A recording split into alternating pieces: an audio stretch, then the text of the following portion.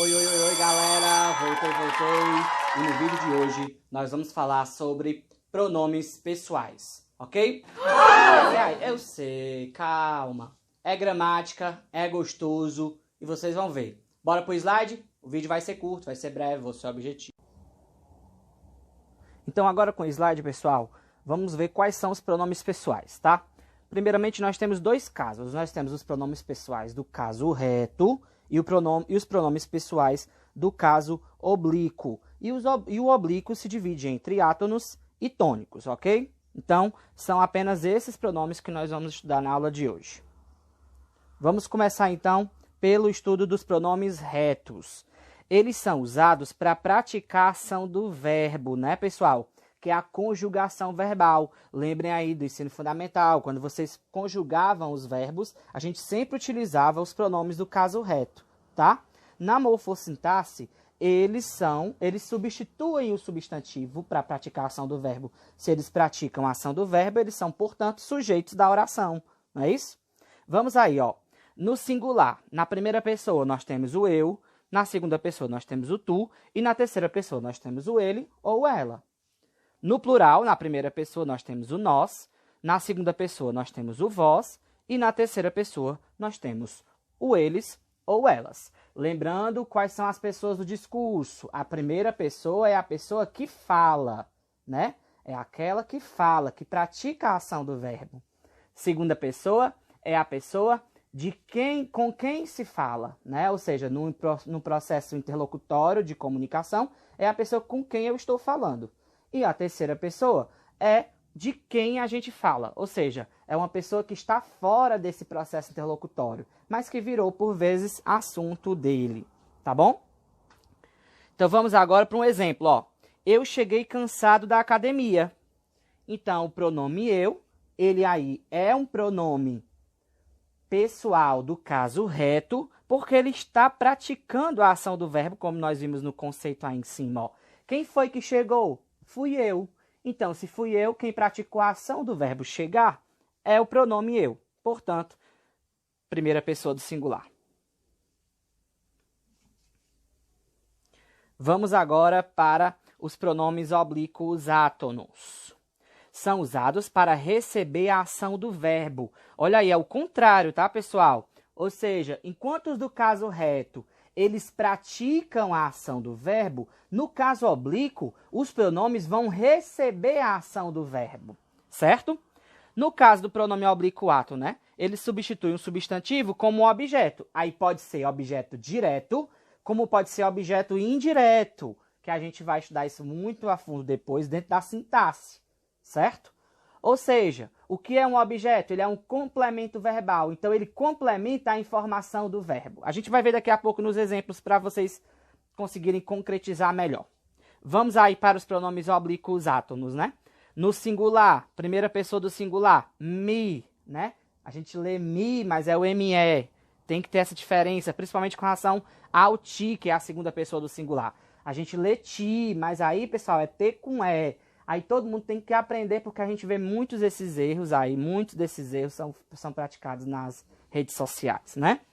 E a terceira pessoa, que é o que a gente vai daqui a pouco ter um olhar sobre ela, ó, tem mais, né, pronomes. Tem o si, o a e o li, certo? No plural, nós temos a primeira pessoa do plural, é o nos, sem acento, tá? O vos na segunda pessoa também sem acento. E a terceira, nós temos de novo os pronomes, só que agora no plural, o si, o os, o as e o lis. Vamos para um exemplo, para que a gente possa entender melhor o que eu estou falando? Olha aqui, ó. O garçom serviu-lhe o suco. Li é o pronome oblíquo átono. Percebam que quem pratica a ação de servir é o garçom, que é o sujeito da oração. Que eu poderia trocar o garçom para o pronome pessoal, que seria ele, né? Ele serviu-lhe o suco.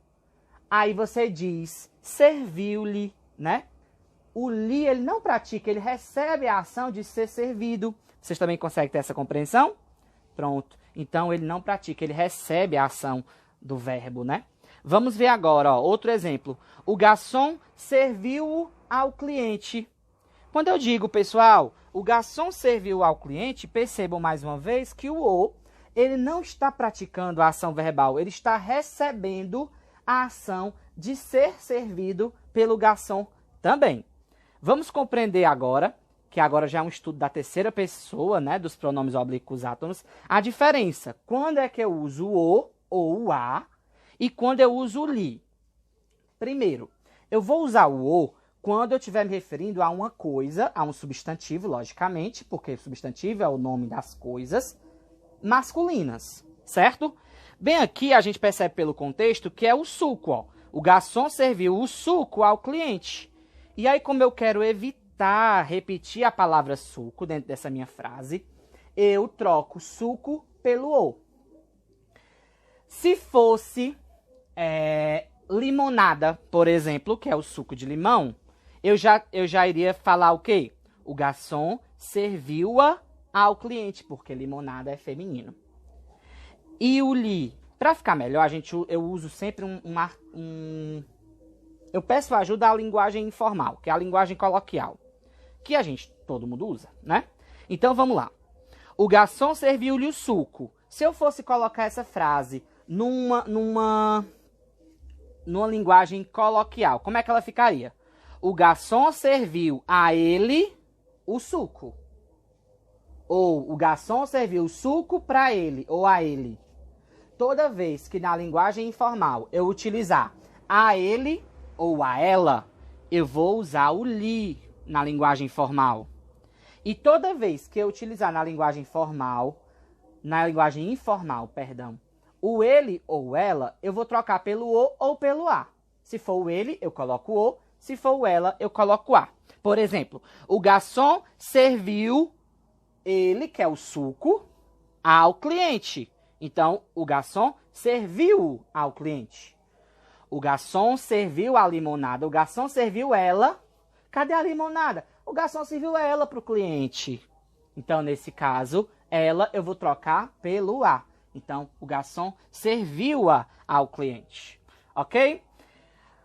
Próxima aula, nós vamos estudar colocação pronominal. Por quê? Porque existe regra para saber se esse pronomezinho, que são os pronomes oblíquos átonos, se eles ficam sempre depois do verbo, como nós temos aqui o exemplo do serviu, serviu-o ou serviu-lhe, mas ele pode vir antes do verbo, como ele pode vir no meio do verbo.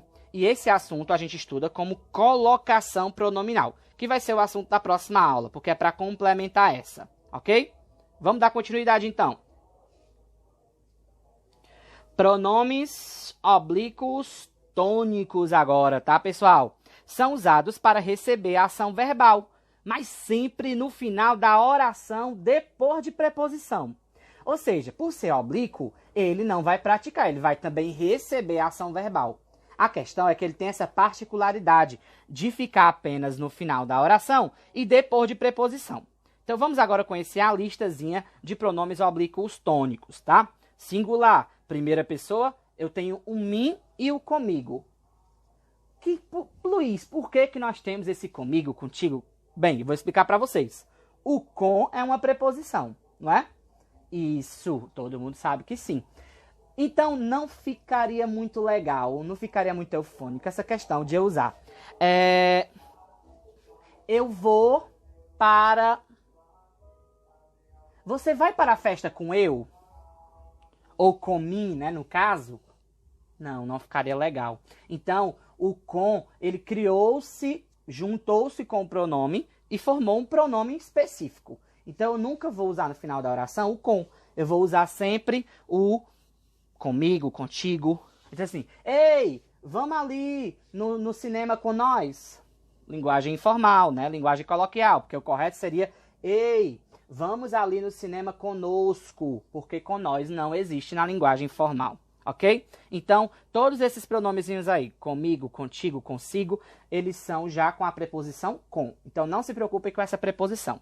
Mas com relação às outras, principalmente o a, o para, o sobre, né? Que são as que a gente utiliza mais para essa situação, e o de, a gente tem que ficar atento, tá? Então, primeira pessoa do singular, mim, comigo. Aí percebam que é com i, né? Segunda pessoa, ti, contigo, ó. Ti com i. Tem que perceber isso, ó. O se, também com o i na terceira pessoa. Aí volta o ele e o ela, que é lá dos pronomes retos, né? Aí é por isso que é importante, porque pode ter pegadinha nas provas que a gente for fazer, para saber se o ele é pronome pessoal do caso reto, ou se ele é um pronome oblíquo tônico. A gente tem que se ligar, tá? Nós, conosco, também é igual o caso reto. Vós, convosco, também é igual o caso reto, né?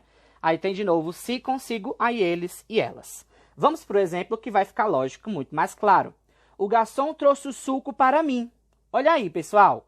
O garçom é o sujeito da oração que pratica o verbo trouxe. Só que o garçom trouxe. Ele trouxe o quê? Quem é que recebe essa ação de ser trazido ou de trazer para? Ele trouxe o suco para alguém. Então, percebam, pessoal, nesse caso, para mim no final da oração. Se para é uma preposição, eu só posso utilizar nesse final o mim. Eu não posso dizer, o garçom trouxe o suco para eu. Não posso. A não ser que aí eu posso falar com você sobre isso, a não ser que eu acrescente algo lá na frente, que aí eu vou dizer assim, o garçom trouxe o suco para eu beber. Ai, Luiz, você me confunde. Não, pessoal, é porque quando eu coloco para eu beber, eu já tenho uma nova oração. E aí, quem é que pratica a ação do verbo, que é o verbo beber? O pronome oblíquo tônico pode praticar a ação de verbo? Não. Quem é que pratica a ação de verbo? Pronome oblíquo, pronome do caso reto. No caso tem que ser eu. Então, quando eu digo, o garçom trouxe o suco para mim, ponto. Tá correto. Agora, o garçom trouxe o suco para mim beber, tá errado. Porque quem pratica a ação do verbo beber não pode ser um pronome oblíquo tônico. Tem que ser um pronome do caso reto. Então, o correto vai ser, o garçom trouxe o suco para eu beber.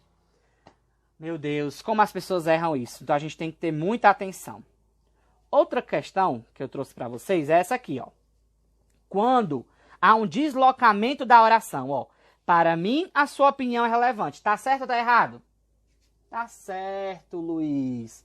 Por que tá certo, pessoal? Porque esse para mim, apesar de estar no começo da oração, ele, na verdade, está no final. Olha como é que é essa oração de verdade, ó.